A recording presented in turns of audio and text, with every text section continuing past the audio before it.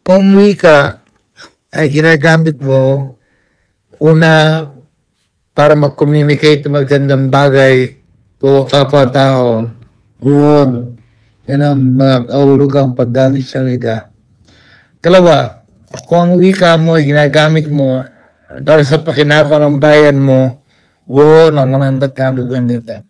Kalawa, ay kalawang magandang gamit ng wika ay may halimbawa na wika ay wika natin ay wikang Pilipini. Mahalaga na gamitin mo ang wika natin ito para una unahan mo yung wika at tulungan mo itong tumaas ang paraan ng paggamit. Kasi ang problema natin ngayon marunong ang tingin sa wika dahil nga ginagamit tayo sa chismisan saka sa mga informal na gamit. Hindi ginagamit sa pagsulat.